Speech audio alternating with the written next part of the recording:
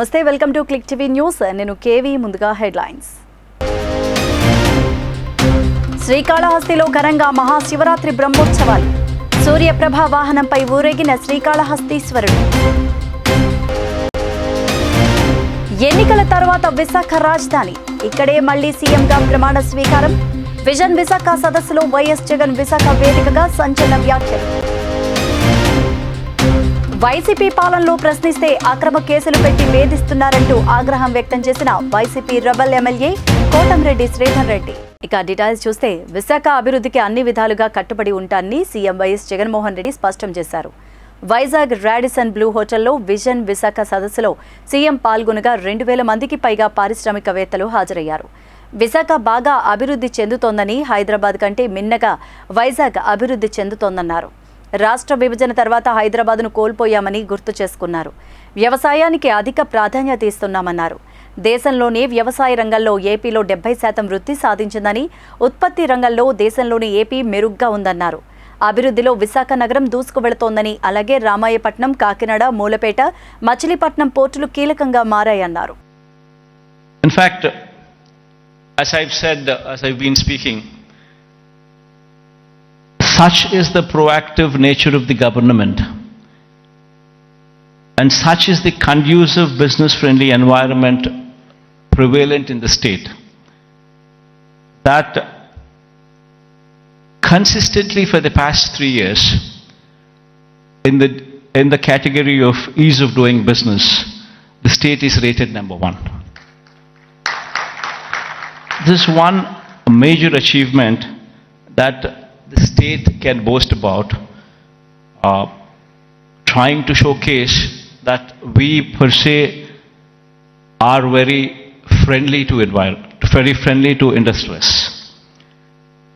Now, having said that, it has attracted almost 13 lakh crores in the Global Investors Summit, which we concluded last year. 352 MOUs were signed, an employment potential of close to 6 lakhs. And at a brisk pace, these MOUs are being translated into reality. In fact, out of 352 MOUs that we have actually signed, in fact, 39% of these MOUs have actually translated into actual commissioning of the plants. So at a brisk pace, these things are happening, and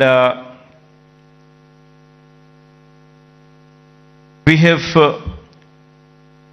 also been, the economy per se, if one were to look at it, just doesn't come with only the elite or the aloof or the big manufacturing sector alone coming up. It's got to be a mix of everything. In fact, so much so that I would say that the state government has implemented in these 5 years several welfare programs, orienting them towards sustainable self-employment. In fact, every scheme of the state government, if one were to notice the schemes, especially the welfare schemes, one would be surprised to see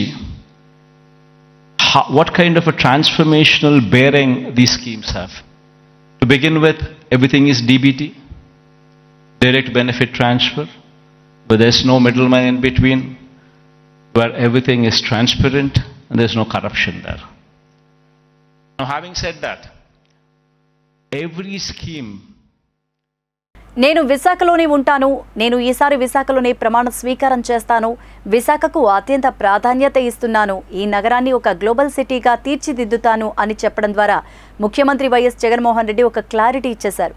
రాబోయే ఎన్నికల్లో గెలుపు విషయంలో తనకు ఎలాంటి అనుమానాలు లేవని, గెలిచి తీరుతున్నామంటూ చెప్పారు. అంతేకాదు, మళ్ళీ ఇక్కడే నేను ప్రమాణ స్వీకారం చేస్తానని కూడా తేల్చి చెప్పారు.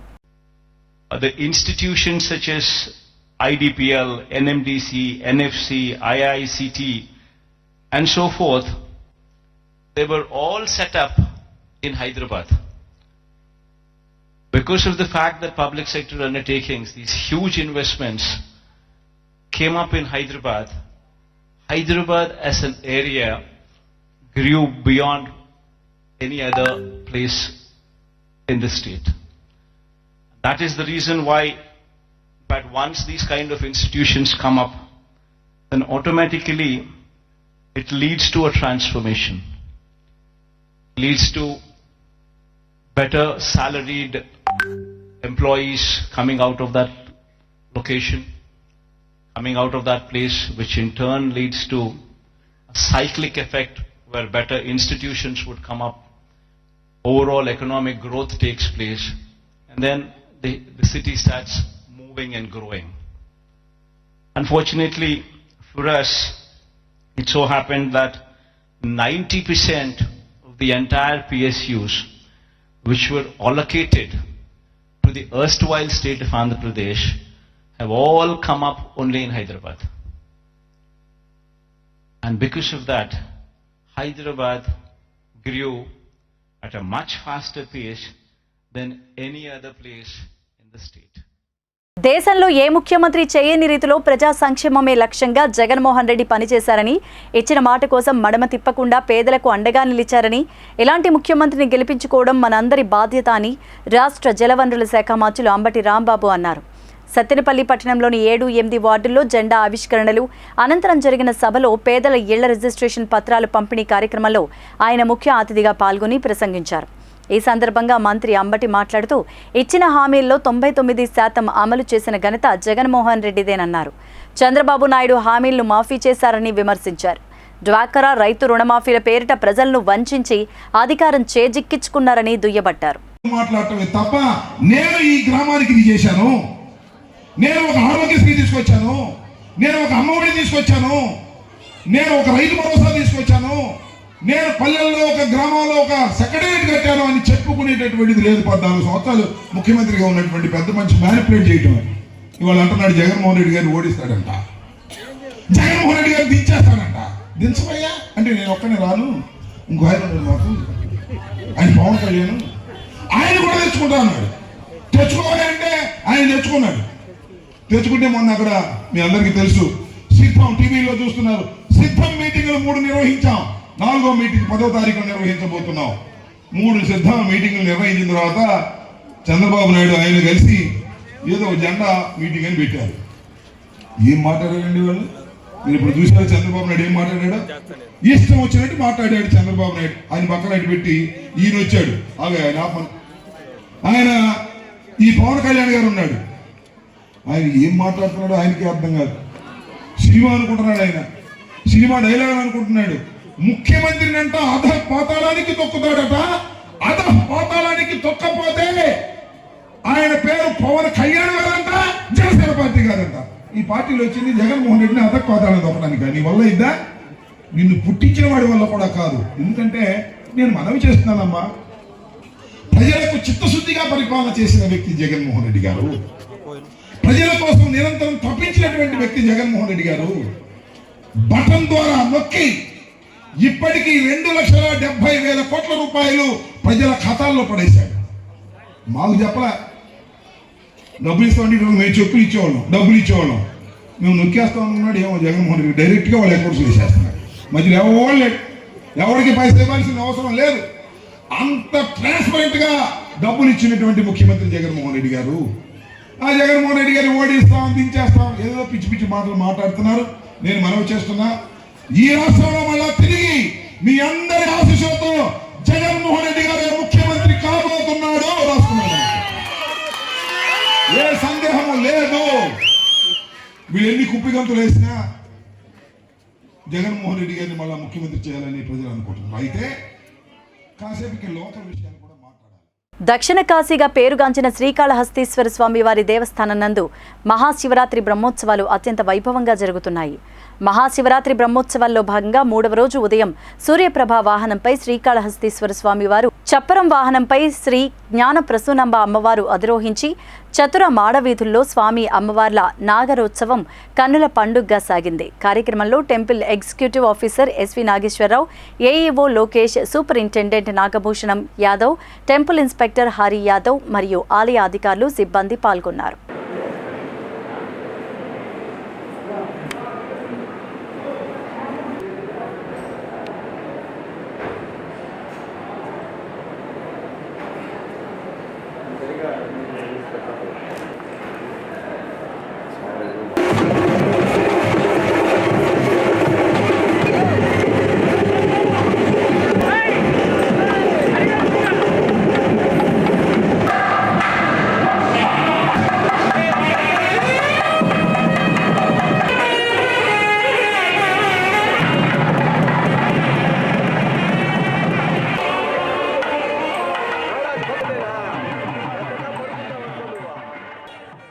బీసీవై పార్టీ అధినేత రామచంద్ర యాదవ్ స్వగృహంలో పార్టీ మేనిఫెస్టోను ఆ పార్టీ నాయకులు విడుదల చేశారు.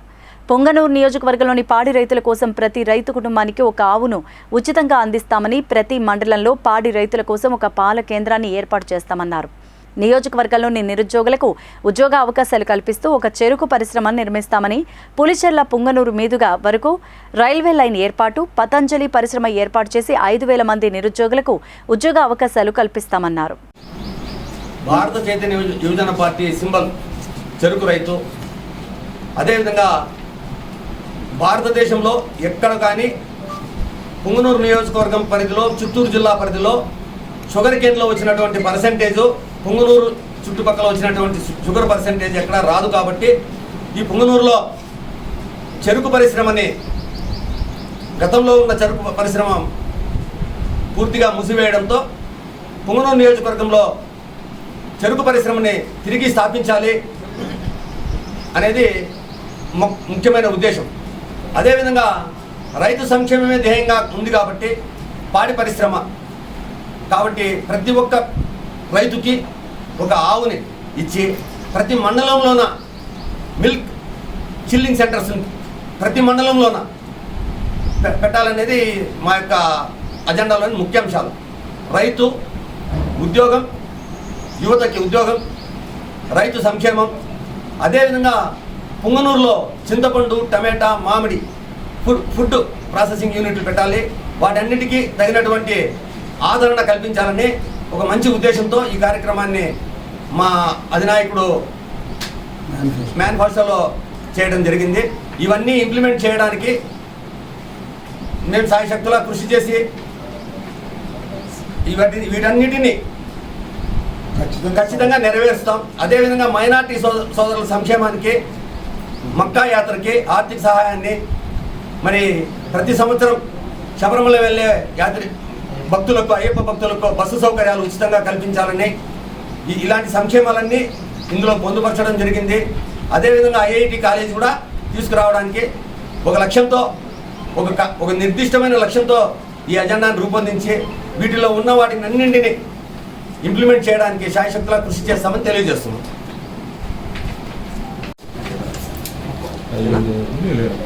అందరికీ నమస్కారం. నిన్న భారత చైతన్య యువజన పార్టీ తరఫున ధర్మ పోరాట సభ ఏర్పాటు చేయడం జరిగింది.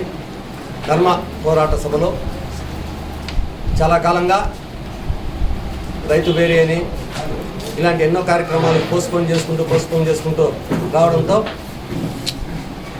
నిన్నటి రోజు మామిడి తోటలో, సార్ గారి మామిడి తోటలో ఇది ధర్మ పోరాట సభ ఏర్పాటు చేయడం జరిగింది. ఆ ధర్మ పోరాట సభకు ఇచ్చేసినటువంటి కార్యకర్తలు, రామచంద్ర యాదవ్ గారి అభిమానులు, బీసీవై పార్టీ నాయకులు సభను చాలా గొప్పగా, అశేషంగా ప్రజలు పాల్గొని సభను విజయవంతం చేసినందుకు, ఈ విజయవంతానికి కృషి చేసిన ప్రతి ఒక్క నాయకులకి, కార్యకర్తలకి, విచ్చేసినటువంటి ప్రజలందరికీ స్వచ్ఛందంగా రామచంద్ర యాదవ్ గారిని చూడాలి, రామచంద్ర యాదవ్ గారు ఏం చెప్తారో వినాలని వచ్చినటువంటి ప్రజలందరికీ చక్కటి సందేశాన్ని ఇచ్చాము. వాళ్ళు ఎంతో సవినయంగా విని సభను విజయవంతం చేసినందుకు వారందరికీ కూడా పేరు పేరున ధన్యవాదాలు, కృతజ్ఞతలు తెలియజేసుకోవాలని ఈ ప్రెస్ మీట్ పెట్టడం జరిగింది. అదేవిధంగా పొంగనూరు నియోజకవర్గానికి సంబంధించి మేనిఫెస్టోను కూడా రెడీ చేయడం జరిగింది. ఆ మేనిఫెస్టోని ఈరోజు రిలీజ్ చేసి ఈ మేనిఫెస్టోతో ప్రజల వద్దకు మా మేనిఫెస్టోని తీసుకొని పోయి ప్రజాదరణ పొందాలని ఈ ప్రెస్ మీట్ పెట్టడం జరిగింది. మా మేనిఫెస్టోని కూడా ఈరోజు రిలీజ్ చేసి ప్రజల వద్దకు పోతామని మీ మీడియా ద్వారా తెలియజేస్తూ ఎంతో సంతోషిస్తున్నాం. ధన్యవాదాలు. వైసీపీ పాలనలో ప్రశ్నిస్తే అక్రమ కేసులు పెడుతున్నారని మాజీ ఎమ్మెల్యే కోటంరెడ్డి శ్రీధర్ రెడ్డి ఆగ్రహాన్ని వెలిబుచ్చారు. ఏర్పాటు చేసిన మీడియా సమావేశంలో ఆయన మాట్లాడారు. వైసీపీ అధికారం ఉందని ఎంపీ ఆదాల ప్రభాకర్ రెడ్డి వేధింపులకు గురి చేస్తున్నారంటూ ఆరోపించారు. తెదేపా, జనసేన నేతలపై అక్రమ కేసులు నమోదు చేస్తున్నారంటూ మండిపడ్డారు. పోలీసులు ఇష్టమైన కేసులు పెట్టుకోవాలని, దేనికి తాను భయపడేది లేదంటూ తేల్చారు. వైసీపీకి దూరమయ్యాక తనపై సోషల్ మీడియాలో అసభ్య పోస్టింగ్లు పెట్టారన్నారు. దానిపై ఫిర్యాదు చేసినా పోలీసుల నుంచి ఎలాంటి స్పందన లేదన్నారు. ఆదాల అధికారిక ఫేస్బుక్ ఖాతాలోనే తనపై అసభ్యకర పోస్టులు పెట్టారని ఆరోపించారు. అక్రమ కేసులు పెడితే సుప్రీంకోర్టును ఆశ్రయిస్తామని వదిలిపెట్టేది లేదని చెప్పారు. కాంగ్రెస్ పార్టీ ఎంత బరి తెగించి వ్యవహరిస్తుందో అంతకు రెండింతలు నెల్లూరు రూరల్ నియోజకవర్గంలో పార్లమెంటు సభ్యులు ఆదాల ప్రభాకర్ రెడ్డి గారు అధికారం చేతిలో ఉందని ఇష్టారీతి వ్యవహరిస్తూ ఉన్నాడు. తెలుగుదేశం పార్టీ, జనసేన పార్టీ కార్యకర్తల్ని, నా శ్రేయోభిలాషుల్ని అందరి మీద ఇష్టం వచ్చినట్టు వేధింపులకి, కేసులకి పాల్పడతా ఉన్నారు. గతంలో ఏదైతే అనేక మంది నా వెంట తిరుగుతున్నారని పోలీసుల ద్వారా ఆదాల ప్రభాకర్ రెడ్డి వాళ్ళ బెదిరించినటువంటి తీరు, ఎస్సీ ఎస్టీ పేదలకు ఇళ్ల స్థలాలు మంగళం వద్ద కేటాయించాలని కోరుతూ మంగళంలో సిపిఎం పార్టీ ఆధ్వర్యంలో అఖిలపక్ష రౌండ్ టేబుల్ సమావేశం జరిగింది. ఈ సందర్భంగా సిపిఎం పార్టీ నాయకులు మాట్లాడుతూ ఉమ్మడి సెట్టిపల్లి పంచాయతీలో గతంలో తుడా క్వార్టర్స్ వద్ద కేటాయించిన స్థలంలోనే పేదలకు ఇళ్ల స్థలాలు కేటాయించాలని ప్రభుత్వ అధికారులకు సూచించారు. ఈ కార్యక్రమంలో స్థానికంగా ఉన్న టీడీపీ పార్టీ నాయకులు, జనసేన పార్టీ నాయకులు, ఇతర పార్టీ నాయకులు పాల్గొన్నారు. ఇళ్ల స్థలాలకై పోరాడుతున్న స్థానికంగా ఉన్న ప్రజలు, పట్టాదారులు పాల్గొని ప్రభుత్వం నిమ్మకు నీరెత్తినట్లు వ్యవహరిస్తోందని వాపోయారు. ప్రభుత్వం వెంటనే స్పందించి పేదలకు అండగా ఉంటూ తమకు అనువుగా ఉన్నటువంటి తుడా క్వార్టర్స్ వద్ద ఇళ్ల స్థలాలు కేటాయించాలంటూ ప్రభుత్వాన్ని కోరారు. సచివాలయం దగ్గర దానా కలెక్టర్ ఆఫీస్ దగ్గరికి వెళ్ళి వినతి పత్రం ఇవ్వడం లాంటి చేపట్టడం జరిగింది. ఈవేళ రౌండ్ టేబుల్ సమావేశం నిర్వహిస్తున్నాం. రేపు రిలే నిరాహార దీక్షలు చేపట్టి 2-3 రోజుల్లో ప్రభుత్వం నుండి స్పందన లేకపోతే గతంలో కేటాయించిన తుడా క్వార్టర్స్ ప్రాంతంలోకి స్థలాలు ఇవ్వాలని చెప్పి మేము పెద్ద ఎత్తున పోరాటం చేస్తున్నాం. ఈ పోరాటంలో ప్రజలందరూ కూడా భాగస్వామ్యం కావాలని, ఈ పోరాటానికి ఇప్పటికే తెలుగుదేశం పార్టీ, జనసేన పార్టీ నాయకులు కూడా మద్దతు ఇచ్చారు. అనేక మందిని అందరూ కూడా విజ్ఞప్తి చేస్తున్నాం. వైసీపీ పార్టీలో ఉన్నటువంటి వాళ్ళు చాలా మంది ఆలోచిస్తున్నారు. నిజంగా జరుగుతున్న ఈ పోరాటంలో మీకు కూడా చిత్తశుద్ధి ఉంటే పేదలకు ఇళ్ల స్థలాలు ఇచ్చేంత వరకు జరుగుతున్న పోరాటంలో భాగస్వామ్యం కావాలని చెప్పి ప్రభుత్వం కానీ తుడా క్వార్టర్స్ ప్రాంతంలో ఇవ్వకపోతే పెద్ద ఎత్తున మొత్తం ప్రభుత్వ భూముల్లోకి వెళ్ళి మొత్తం ఇళ్ల స్థలాల కోసం పెద్ద ఎత్తున ఆందోళన కార్యక్రమం చేపడతామని చెప్పి సిపిఐ పార్టీకి తెలియజేస్తున్నాం. ఇక్కడ సిపిఎం పార్టీ తరఫు నుంచి ఇక్కడ సమావేశం, రౌండ్ టేబుల్ సమావేశంలో తెలుగుదేశం పార్టీ కూడా భాగస్వామ్యం అవుతోంది. పేదలకు ఏదైతే ఇల్లు పట్టాలు ఇచ్చి భూములు చూపించకుండా మోసం చేసే ప్రయత్నం జరుగుతోందో దాన్ని మేము పూర్తిగా కూడా ఖండించడం జరుగుతోంది. ఎక్కడైతే తుడా క్వార్టర్స్లో భూమి పేదలకు ఇస్తానని చెప్పారో ఆ భూమిని అర్హులైన పేదలకి ప్రతి ఒక్కరికి కూడా ఇచ్చే ప్రయత్నం అయితే చేయాలి. లేని పక్షంలో మన సిపిఎం పార్టీలతో కలిసి తెలుగుదేశం పార్టీ కూడా వాళ్ళు చేసే ప్రతి ప్రయత్నానికి కూడా మేము మద్దతు తెలుపుతామని చెప్పి కూడా ఈ సందర్భంగా తెలియజేసుకుంటున్నాం. తిరుపతిలోని రాయలసీమ రంగస్థలి కళాకారులు ముందుగానే అంతర్జాతీయ మహిళా దినోత్సవ వేడుకలు ఘనంగా నిర్వహించారు. ఈ నెల 8వ తేదీన జరగనున్న అంతర్జాతీయ మహిళా దినోత్సవం పురస్కరించుకొని తిరుపతిలోని రాయలసీమ రంగస్థలి చైర్మన్ గుండల గోపీనాథ్ రెడ్డి ఆధ్వర్యంలో మహిళా దినోత్సవ వేడుకలు మంగళవారం ఘనంగా జరిగాయి. ఆధ్యాత్మిక భజన కళాకారులైన పార్వతమ్మ, జయంతి, జయమ్మ, పద్మ తదితరులను ఘనంగా సత్కరించారు. ఈ సందర్భంగా చైర్మన్ గుండల గోపీనాథ్ రెడ్డి మాట్లాడుతూ సృష్టికి మూలం స్త్రీ అని, ఆది కాలం నుంచి నేటి యువతరం వరకు భారతీయ సంస్కృతిలో స్త్రీకి గొప్ప స్థానం ఉందని గుర్తు చేశారు. తల్లిగా, చెల్లిగా, భార్యగా తన కర్తవ్యాన్ని నిర్వర్తించేది స్త్రీ అంటూ కొనియాడారు. కార్యక్రమంలో రాయలసీమ రంగస్థలం కళాకారులు కెఎన్ రాజా, సురేషస్వామి, సుబ్రహ్మణ్యం రెడ్డి, తిరుపాలాచారి, వాసుస్వామిలు పాల్గొన్నారు. వీరికి రాయలసీమ రంగస్థల చైర్మన్ గుండాల గోపీనాథ్ రెడ్డి శాలువతో సత్కరించి ఈ మహిళా మూర్తికి సమర్పించి తిరుపతి జిల్లా ఎస్పీగా కృష్ణకాంత్ పాటిల్ బాధ్యతలు తీసుకున్నారు. 20 రోజుల క్రితం జిల్లా ఎస్పీగా బాధ్యతలు చేపట్టిన మలిక్ గర్గ్ను రాష్ట్ర ప్రభుత్వం ఆకస్మికంగా బదిలీ చేసి సిఐడి ఎస్పీగా నియమించింది. ఆ స్థానంలో ప్రస్తుతం విజయవాడ శాంతి భద్రతల విభాగం డీసీపీగా పనిచేస్తున్న కృష్ణకాంత్ పాటిల్ను తిరుపతి జిల్లా ఎస్పీగా నియమించారు. ముందుగా తిరుమలకు వెళ్లి శ్రీవారిని దర్శించుకున్న అనంతరం స్థానిక జిల్లా పోలీస్ కార్యాలయానికి చేరుకొని బాధ్యతలు స్వీకరించారు.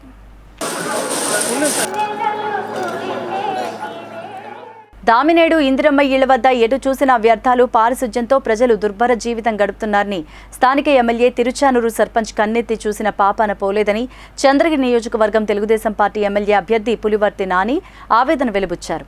దామినేడు ఇందిరమ్మ ఇళ్లు చెత్త డంపింగ్ యార్డులాగా తలపిస్తోందని, తెలుగుదేశం పార్టీ అధికారం చేపట్టిన వెంటనే దామినేడు ఇందిరమ్మ ఇళ్లను దత్తత తీసుకుని 6 నెలల్లోగా అభివృద్ధి చేస్తామని స్థానిక ప్రజలకు నియోజకవర్గ తెలుగుదేశం పార్టీ ఎమ్మెల్యే అభ్యర్థి పులివర్తి నాని హామీ ఇచ్చారు. మీ ఇంటికే మీ పులివర్తి నాని కార్యక్రమంలో భాగంగా దామినేడు పరిసరాల ప్రాంతాల్లో పర్యటించారు. చంద్రగిరి నియోజకవర్గంలో కలుషిత నీరు తాగడంతో ప్రజలు అనారోగ్యానికి గురవుతున్నారని అధికారం చేపట్టిన వెంటనే శాశ్వత పరిష్కారం చేస్తామని తెలిపారు.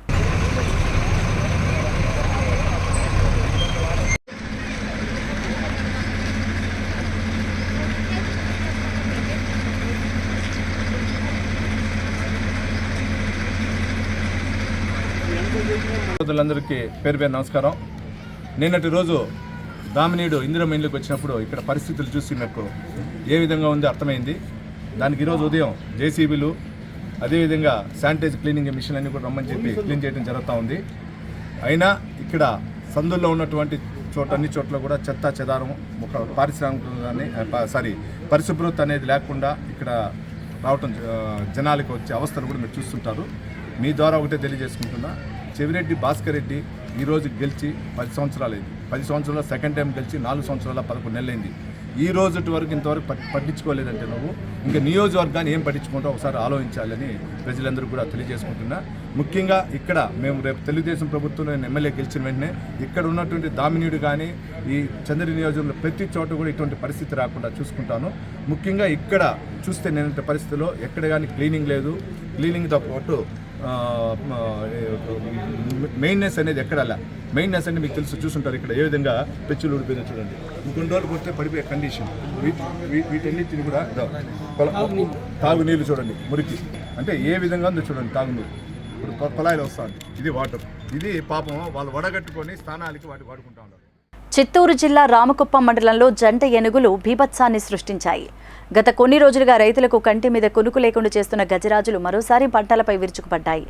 ఇప్పటికే లక్షల విలువైన పంటలు ధ్వంసం కాగా తాజాగా చేసిన ఏనుగుల దాడిలో పంట నష్టం వాటిల్లింది. రామకుప్పం మండలం ముద్దనపల్లి, బీరుగండ్లపల్లి గ్రామాల పరిసరాల్లో జంట ఏనుగులు పంటలను ధ్వంసం చేశాయి. గత కొంతకాలంగా చిత్తూరు జిల్లాలో ఏనుగులు రైతులకు కంటతడి పెట్టేస్తున్నాయి. ఇంత జరుగుతున్న ఫారెస్ట్ అధికారులు మాత్రం పట్టించుకోవడం లేదంటూ అక్కడి రైతులు ఆవేదన వ్యక్తం చేస్తున్నారు. రాష్ట్ర వ్యాప్తంగా ఈ నెల 10వ తేదీన ఏజెన్సీ ప్రాంతంలో ప్రత్యేక డీఎస్సీని ప్రకటించాలని, అలాగే జీవో నెంబర్ 3ను పునరుద్ధరించాలని చేపట్టిన బంద్కి సిపిఎం పార్టీ పూర్తి మద్దతు ఇస్తోందని సిపిఎం రాష్ట్ర కార్యదర్శి వి శ్రీనివాసరావు అన్నారు. రంపచోడవరంలోని స్థానిక సిపిఎం పార్టీ కార్యాలయంలో కేఎస్ఆర్ రంపచోడవరం జిల్లా సిపిఎం పార్టీ సమావేశం జరిగింది. ఈ సమావేశంలో ముఖ్య అతిథిగా సిపిఎం రాష్ట్ర కార్యదర్శి వి శ్రీనివాసరావు హాజరయ్యారు. ఈ సందర్భంగా ఏర్పాటు చేసిన పాత్రికేయుల సమావేశంలో ఆయన మాట్లాడుతూ మార్చి 10వ తేదీన ఏజెన్సీలో ప్రత్యేక డీఎస్సీని ప్రకటించాలని, జీవో నెంబర్ పునరుద్ధరణ చేస్తూ రాష్ట్ర ప్రభుత్వం వెంటనే అడ్మిన్స్ తీసుకురావాలని ఇలా పలు డిమాండ్లతో జరగనున్న ఏజెన్సీ బంద్కి సిపిఎం పార్టీ పూర్తి మద్దతు ఇస్తోందని, ఈ బంద్కు సంఘీభావంగా మార్చి 8, 9 తేదీల్లో రాష్ట్రంలోని గిరిజన జిల్లాల్లో ఆదివాసీ జనరక్షణ దీక్షలకు మరియు 10వ తేదీన జరిగే బంద్కు ప్రజలు పూర్తిగా మద్దతు ఇవ్వాలని కోరారు. సుప్రీంకోర్టులో దాన్ని వెకేట్ చేయించడానికి కేంద్ర ప్రభుత్వం కానీ రాష్ట్ర ప్రభుత్వం కానీ ఎలాంటి ప్రయత్నం చేయలేదు. కేంద్రంలో ఉన్న బీజేపీ ప్రభుత్వం ఈరోజు పూర్తిగా అన్యాయం చేస్తుంది, ట్రైబల్స్కి పూర్తిగా అన్యాయం చేస్తున్నది. రేపు రాబోయే ఎన్నికల్లో అటు బీజేపీ ప్రభుత్వానికి ఇటు రాష్ట్రంలో ఉన్నటువంటి వైసీపీ ప్రభుత్వానికి ప్రజలు గౌరీ కడతారు. ఈ రాష్ట్రంలో టీడీపీ బీజేపీని బలపరచడాన్ని ప్రజలు హర్షించడం లేదు. తెలుగుదేశాన్ని కూడా పాఠం నేర్పిస్తారు. ఈరోజు ట్రైబల్ ఏరియాస్లో అటవీ సంరక్షణ చట్ట సవరణ చేసి భూములు లేకుండా పోడు భూములకి పట్టాలు లేదు, పైగా వెనక లాగేసుకుంటున్నారు. అది ఆదివాసీల మీద విపరీతమైనటువంటి దాడులు జరుగుతున్నాయి. వాళ్ళ ఆస్తులకు రక్షణ లేకుండా పోయింది, మానవ ప్రాణాలకు రక్షణ లేకుండా ఉన్నది. ఈ విషయంలో పూర్తిగా విఫలమైనటువంటి పార్టీలకు రాబోయే ఎన్నికల్లో పాఠం నేర్పాలి. ఈ ఎమ్మెల్సీ మర్రి రాజశేఖర్ను మాజీ మంత్రి Narasaraopet YSRCP parliament in charge doctor P Anil Kumar Yadav వారి నివాసంలో మర్యాదపూర్వకంగా భేటీ అయ్యారు.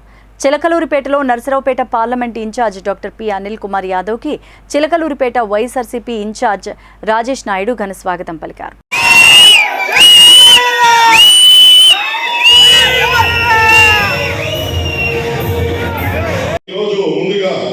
మూడు మండలాల అధ్యక్షులు ఒక్కొక్కరు కూడా మరి అలాగే నాదెండ్ల మండల అధ్యక్షులు మధురి మరి కోటిరెడ్డి గారు ఒక నిమిషం మాట్లాడాల్సిందిగా కోరుతా ఉన్నాం.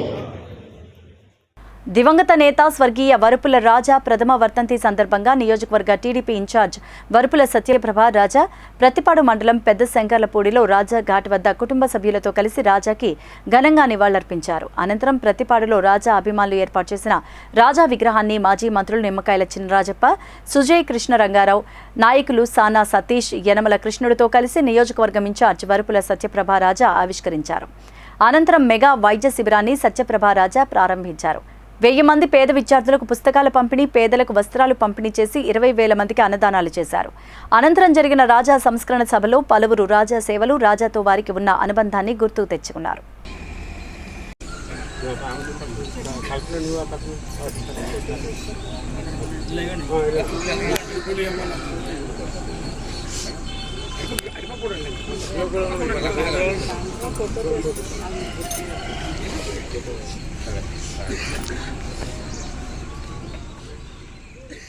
కాకినాడ జిల్లా ప్రతిపాడులో దివంగత నేత వరుపుల రాజా ప్రథమ వర్ధంతి సందర్భంగా ఏర్పాటు చేసిన సంతాప సభకి సానా సతీష్ బాబు ఫౌండేషన్ అధినేత సానా సతీష్ హాజరయ్యారు. ఈ సందర్భంగా ఆయన రాజాతో తనకున్న అనుబంధాన్ని నెమరు వేసుకున్నారు. ఈ సందర్భంగా ఆయన మీడియాతో మాట్లాడారు. ఈ ప్రాంత ప్రజల కోరిక మేరకు తాము అధికారంలోకి వచ్చిన వెంటనే ప్రతిపాడులో జగ్గంపేట, ప్రతిపాడు నియోజకవర్గాలకు అనువుగా ఉండే విధంగా 100 పడకల ఆసుపత్రి ఏర్పాటుకు కృషి చేస్తానని తెలిపారు.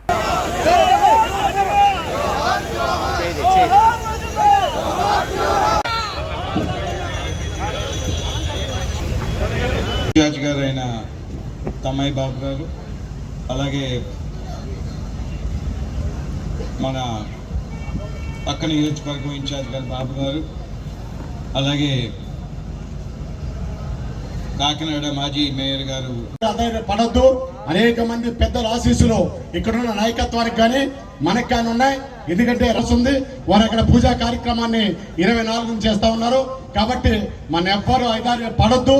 ఎందుకంటే కష్టకాలంలో ఒక గృహిణిగా తప్పనిసరి ఉంది, అందరూ కూడా పనిచేయాలని కోరుకుంటే. ఎందుకంటే రెండు కలిసి ఉంటే ఎక్కడ వెళ్ళిపోతాం. మొన్న పోటీ లేదు, లేకపోతే తక్కువ మెజార్టీతో ఓడిపోయాడు. ఇప్పుడు ఆ పోటీ మన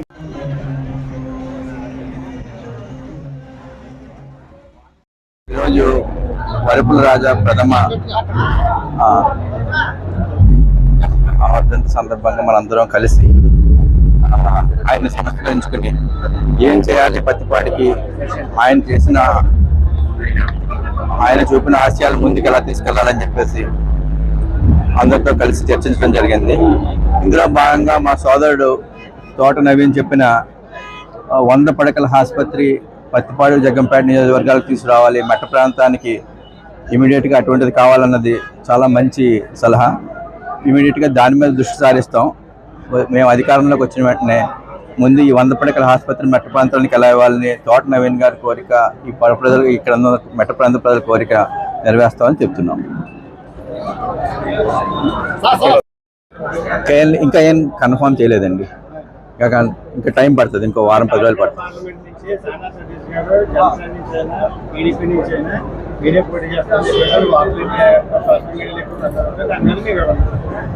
నేను కూడా అదే ఆశిస్తున్నాను. ఇంకా ఏ విషయం తెలియలేదండి నాకు. ఇంకా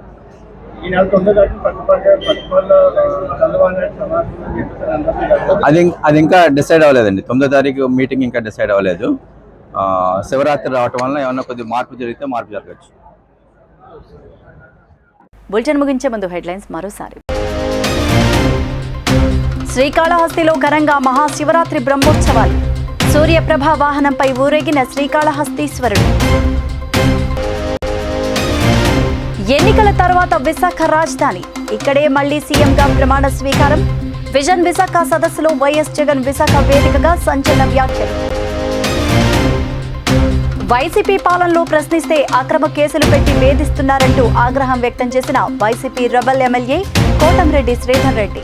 ఇవే బులెటిన్ అప్డేట్స్. మరిన్ని వార్తా విశేషాలతో మరో బులెటిన్లో మళ్ళీ కలుద్దాం. అంతవరకు సెలవు. నమస్తే.